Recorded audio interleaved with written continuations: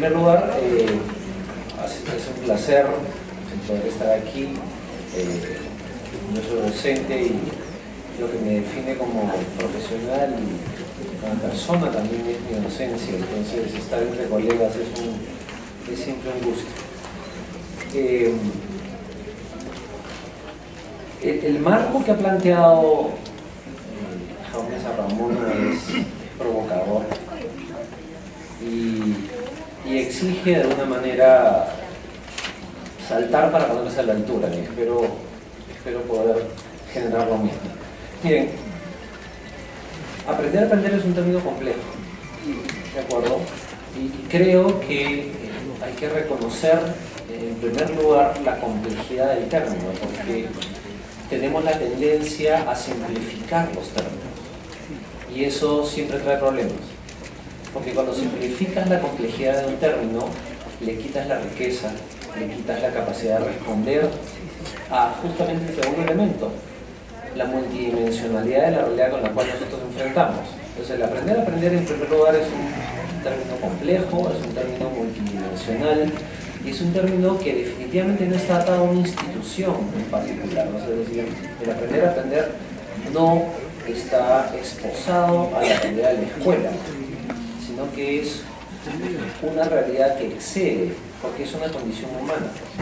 Y finalmente, es lo que me ayuda a comenzar a conectarlo con la petición de la conversación de ahora, es que el aprender a aprender sucede en múltiples espacios, ¿de acuerdo? Entonces yo estoy como que tratando de bajar poco a poco los escalones de la conexión que estamos buscando hacer entre aprender a aprender, entornos y la realidad de la escuela. Entonces, primero entramos al tema de aprender a aprender, en segundo lugar vamos a mirar la escuela. Y eso implica de alguna manera, en este espacio de la escuela, que es una comunidad, es una institución, es un ámbito de gestión, pero también es un espacio. Todo lo que sucede en la escuela se tiene que gestionar. Si no gestionamos, disminuimos la institucionalidad de la escuela. Si nosotros no le damos ese espacio y esa consideración de institución a la escuela, entonces no estamos haciéndole, le estamos haciendo muy flaco favor a la realidad de la comunidad de la escuela. Porque si nosotros decimos que la institución gestiona espacios de participación a la comunidad y no gestiona y no construye institución, entonces no va a haber participación y la comunidad, por lo tanto, no va a tener un lugar en el cual hacerse realidad. Lo que sucede normalmente cuando no se cumplen los cuadrantes rojos y verdes es que la realidad de la comunidad no existe. Existe en el papel, existe en el objetivo, existe en la planificación, pero en la realidad no existe. Y nosotros sabemos que cuando esas realidades en la escuela no suceden, se pierde la oportunidad de construir el aprendizaje de la persona. Pero quiero centrarme en el último espacio, en el espacio que ahí se ve medio naranja, que en realidad es un amarillo. Y es que la escuela es un espacio, es un conjunto de espacios. Y cuando nos referimos a espacios, no solo nos referimos al espacio del aula, no solo nos referimos al espacio de los pasillos, al espacio del patio, del área administrativa, de los laboratorios, del área de juego, del área de los baños o del espacio circundante más íntimo de la escuela, allende las paredes, ¿de acuerdo? Que son las calles, la comunidad más cercana a la escuela. Todos esos son espacios que forman parte de la institución educativa y que hay que ver cómo podemos integrarlos, cómo podemos gestionarlos. No digo que son nuestros, porque justamente después de esta parte voy a discutir la idea de entorno y espacio. Pero de nuevo volvemos al punto de la institucionalidad, la gestión, porque sin esos dos elementos de este eje de aquí, lo del otro lado no sucede, la comunidad y el espacio no sucede. quieren seguir en segunda, pues hemos arrancado con aprender a aprender, ahora estamos mirando la escuela con estas realidades y dimensiones y quieren entrar al tema de los entornos de aprendizaje. Porque claro, es sumamente provocador escuchar o leer en los libros que tenemos de la explicación de todo lo que ha sucedido en este Congreso Internacional y se habla probablemente de entornos. Hugo ha hablado de los nuevos entornos, entonces claro, uno se queda con la vuelta en la cabeza diciendo, bueno, ¿qué es un entorno? ¿De acuerdo? Entonces acá yo comienzo a tratar de desempaquetar un poco la idea de entorno. La primera es un lugar donde se dan las relaciones humanas. Para mí, y ese es el planteamiento que traigo a la mesa, el entorno es la relación. La segunda cosa es un lugar que permite la interrelación, y parece, digamos, una disquisición filosófica y hasta quisquillosa, pero una cosa es definir el entorno como un lugar de relaciones humanas y otro el espacio que permite la interrelación.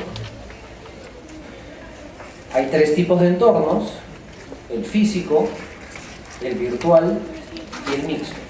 Por ejemplo, el cuerpo de un estudiante es un entorno de aprendizaje.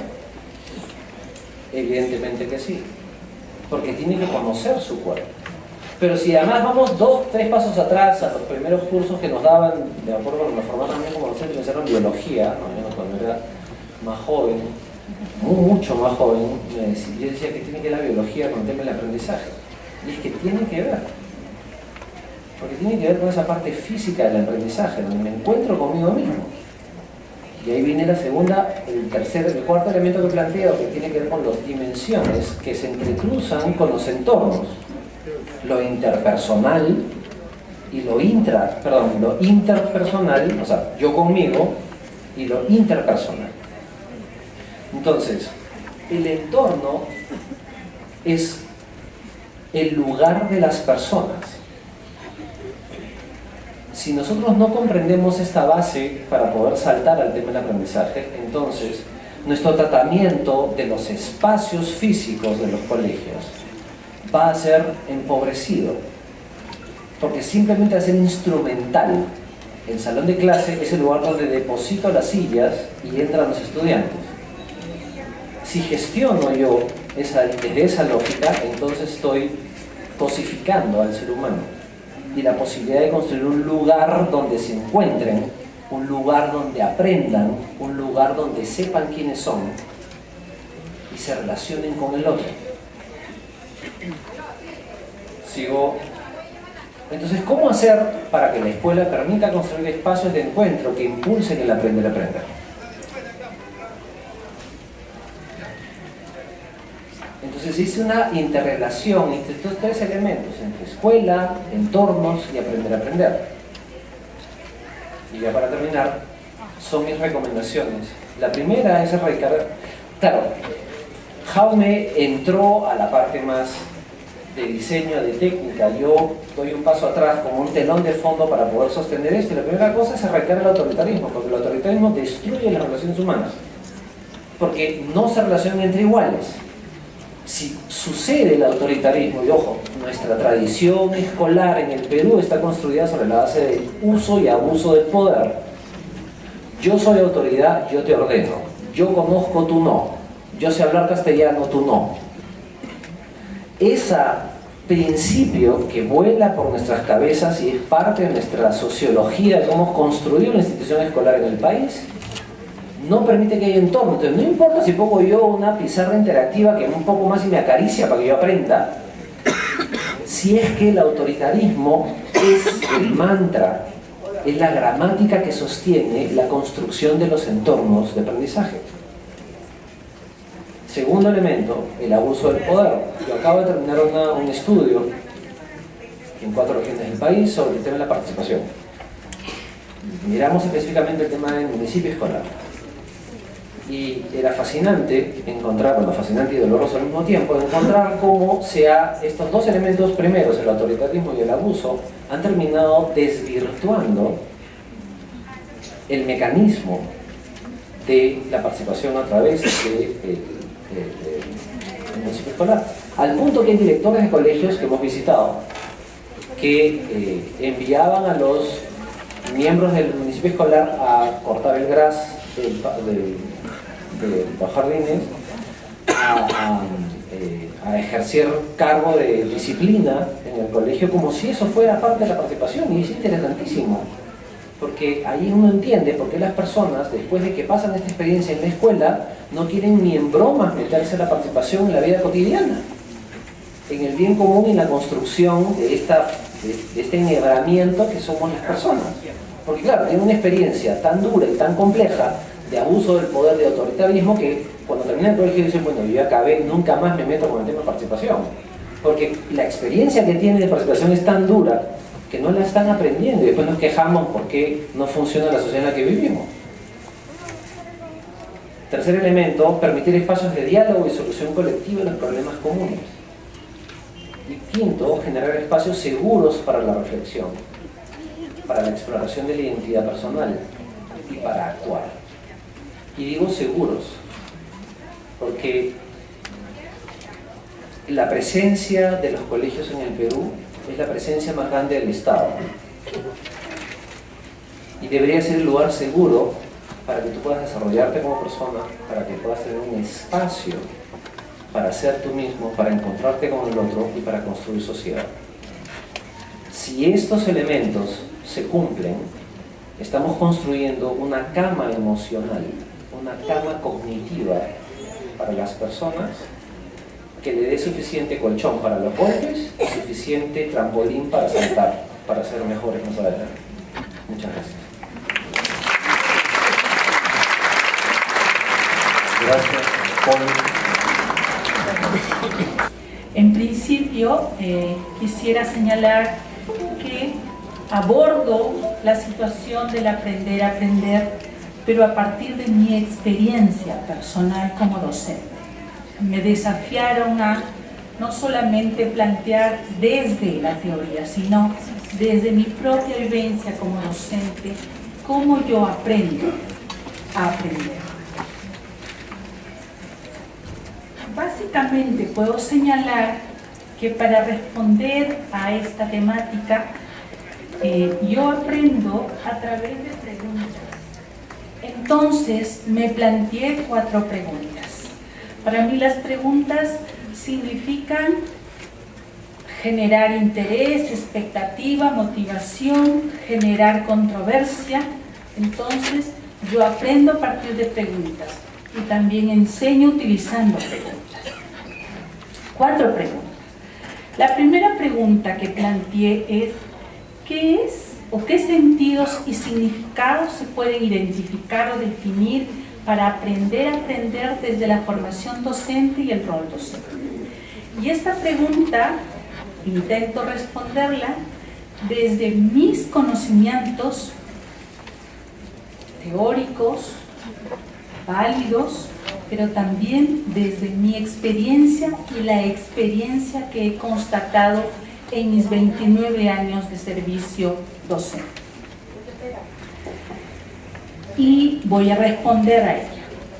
El aprender a aprender, como muy bien también lo señaló el profesor Sarramona, es un planteamiento que está íntimamente asociado a la educación de las personas. Por lo tanto, su origen no es reciente. Es en el siglo XX que esta expresión surge, pero sin embargo está directamente relacionado con la educación de las personas, con la preocupación de para qué y por qué nos educamos. Entonces, ya se definía desde el siglo XX como este aprendizaje muy complejo, efectivamente, porque va a estar conectado con otros y que permite al estudiante entonces desplegar todo su potencial para aprender. Implica manejo de herramientas diversas. El aprender a aprender no solo son cogniciones, como muy bien se ha señalado, son metacogniciones, es reflexionar sobre lo que yo estoy pensando, son herramientas socioafectivas, actitudinales y éticas para estructurar y organizar las propias actividades de aprendizaje. Quiere decir que el aprender a aprender como competencia justamente en este proceso de integralidad no se limita a procesos netamente cognitivos, implica un conjunto de dimensiones en las que se encuentran las socioafectivas y las éticas también. Sin embargo, en el contexto de hoy y del futuro inmediato y próximo, sí se constituye en un desafío y en una exigencia el que sea tratada y el que sea promocionada en los estudiantes no solo de la escuela básica. Esto tiene que ser trabajado e impulsado en los distintos niveles educativos y modalidades que plantean nuestro sistema. Más este desafío, por ejemplo, lo que observo es que no se encuentra explicitado. Por ejemplo, en los perfiles de egreso, me refiero en el ámbito de la educación superior. Sí, desde mi experiencia pude confirmar que el aprender a aprender, por ejemplo, en la formación tecnológica, aparece como un principio pedagógico en algunas carreras que pude revisar en estos procesos de autoevaluación de programas de estudio. Pero en nuestro currículum nacional de la educación básica sí aparece una competencia, la 29, con sus capacidades que están planteadas como aquello que esperamos sea evidenciable en el estudiante de la educación básica.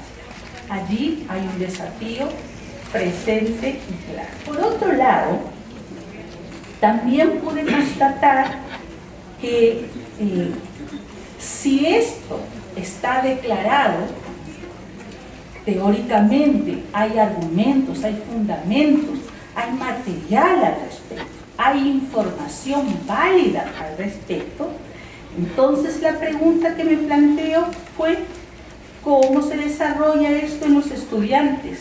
Entonces, ¿cómo podemos promover la afirmación de la identidad, el juicio crítico, el emprendimiento, la autoformación, la toma de decisiones? ¿Cómo lo podemos hacer? Y particularmente redescubro que el aprender a aprender no es una competencia solamente, sino que esta puede ser el sustrato en el que las otras competencias se ubican y se insertan. Por lo tanto, también el logro de los perfiles que a veces formulamos, planteamos, están sobre la base de esta macrocompetencia o competencia, que luego plantearé otra pregunta, competencia básica, competencia genérica, competencia transversal, pero también competencia específica. Entonces, sobre su conceptualización, lo que yo observo y lo que yo experimenté es que, si bien definido, comprendido, pero esto es variable. No hay una comprensión común y concertada al respecto todavía.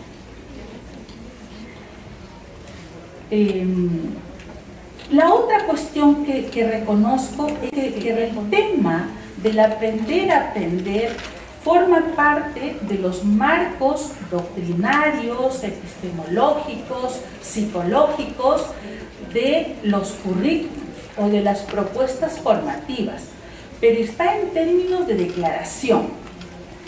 Mas no hay una explicitación de cómo ello se opera, es decir, cómo ello se trabaja. Y esto es una autocrítica también a la formación inicial docente. A nivel práctico y procedimental, entonces, respecto al aprender a aprender, sí hay unos avances, hay camino, pero reconozco que a veces ello está conteniendo confusiones, imprecisiones y no siempre hay una visión común al interior de la comunidad educativa. En cuanto a el rol docente, sí, el rol docente también trasluce avances en este tratamiento, no necesariamente porque todos reconocemos el aprender a aprender, pero sí sabemos y hacemos actividades al respecto. La segunda pregunta que me genera esta intervención es ¿por qué resulta necesario ser una exigencia cada vez mayor el aprender a aprender?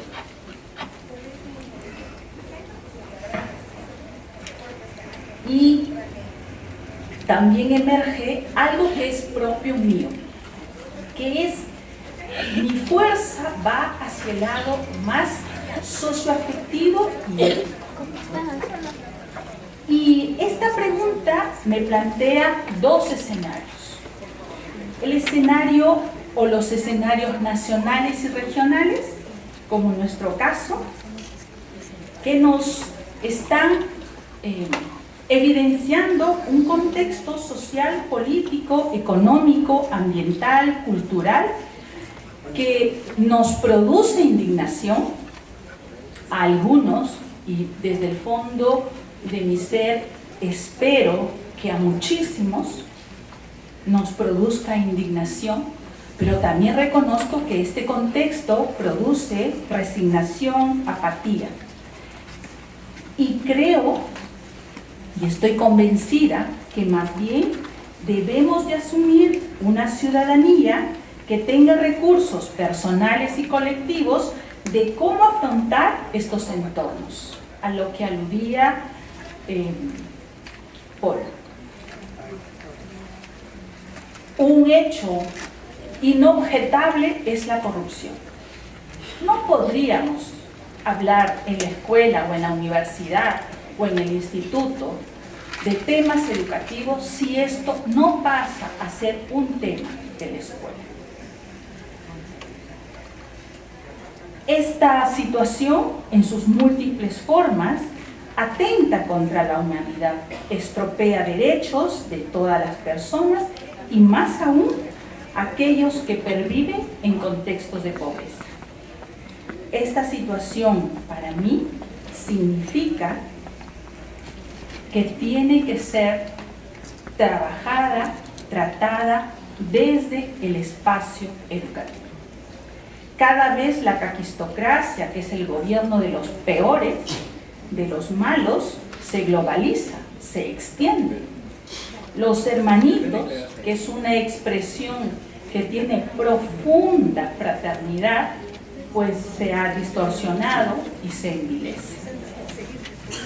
A nivel del escenario global, también me plantea un por qué insistir e impulsar el aprender a aprender. Y es que a nivel del contexto mundial, la globalización, la producción científico-tecnológica es rapidísima. Fíjense los celulares, yo me acuerdo que los primeros eran al tamaño de un bloque de ladrillos de construcción y no todos lo tenían, ¿sí? Miren nomás, yo me acuerdo que escuchábamos cartas, primero que tenía que venir el cartero, y cuando veíamos de la puerta que venía el cartero, saltábamos de alegría porque venía el cartero, porque no a todas las casas entraba el cartero. Y teníamos que esperar que mi abuelo retornara, que toda la familia se sentara, nosotros pequeños atrás, bueno, no voy a decir en qué tiempo, pero era en el siglo XX, ¿sí? A escuchar con avidez las cartas que era de mi padre. Y cuando venían encomiendas, ni qué decir. Bueno, ahora con un WhatsApp me conecto con mis hijos que están fuera, que cada vez ya los veo menos, ¿sí? Tienen 28 y tiene la que va a cumplir 26 años. Ya no estoy con ellos, por eso también estoy aquí. Entonces, este escenario nos genera necesidad de seleccionar.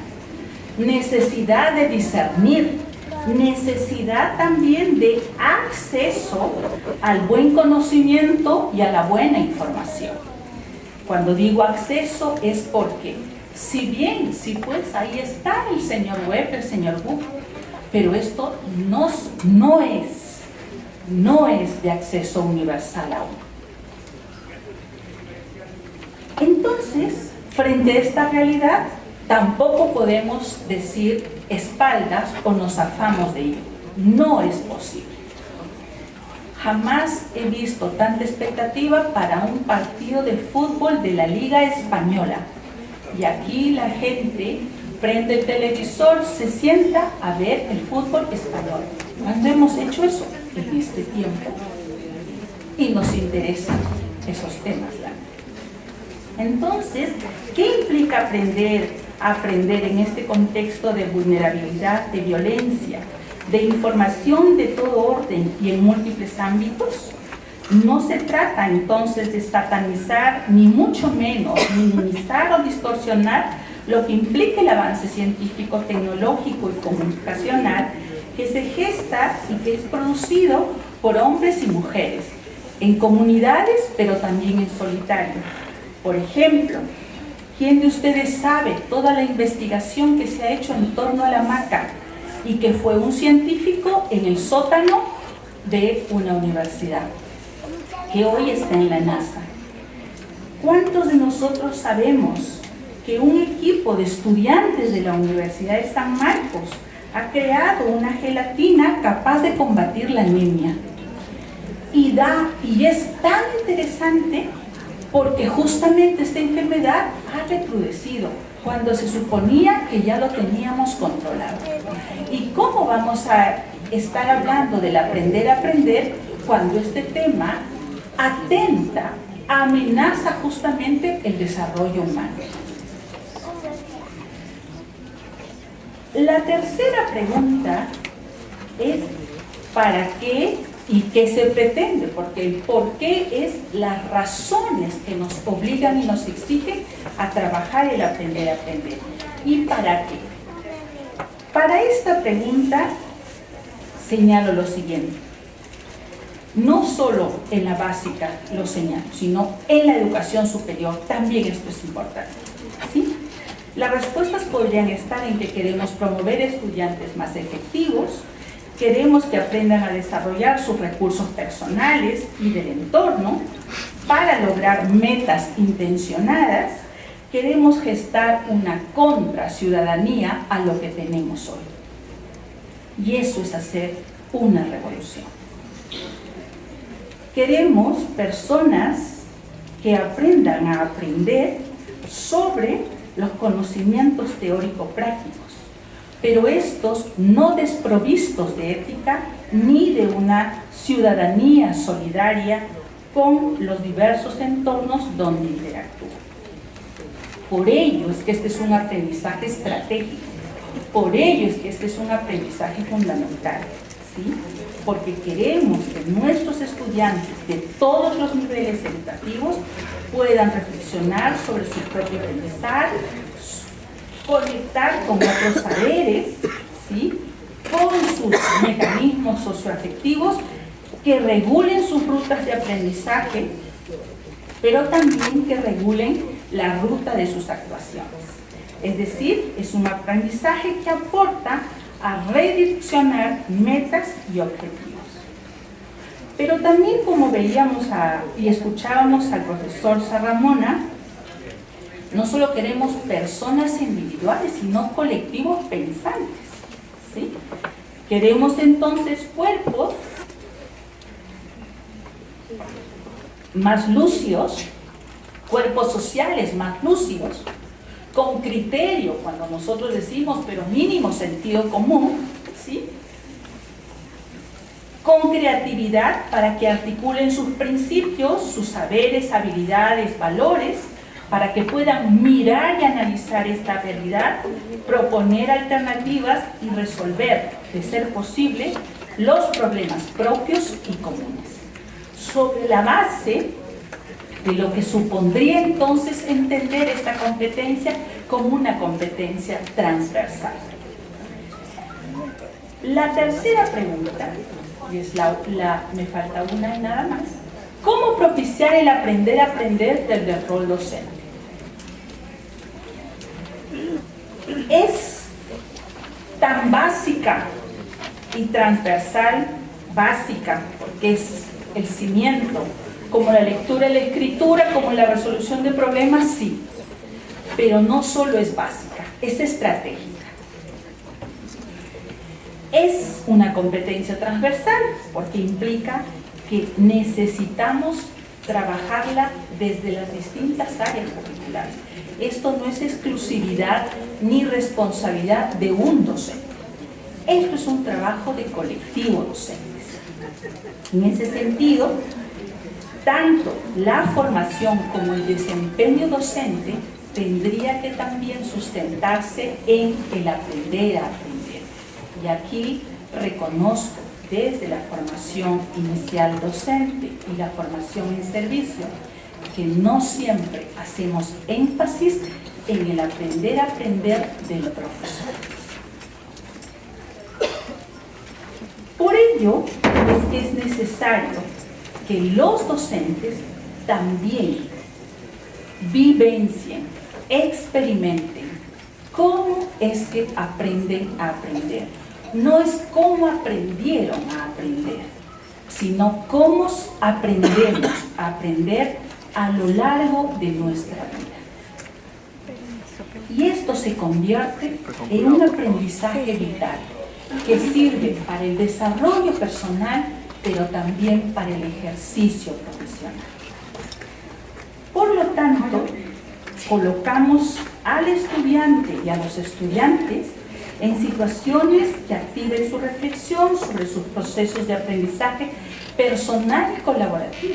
El aprender a aprender no solo es un tema individual, también como cuerpo, como equipo podemos repensar y cómo aprendimos, y cómo lo hicimos y cómo pudimos hacerlo mejor. Otra cuestión que logro reconocer es que cuando estos entornos, por ejemplo, programas, instituciones, se han insertado en esta dinámica de autoevaluación de sus programas y carreras, también se generan espacios propicios para promover el aprender a aprender. Porque lo que hace la institución, el programa, justamente es generar mecanismos que le permiten, pero claro, mecanismos sobre la base de criterios éticos, ¿sí?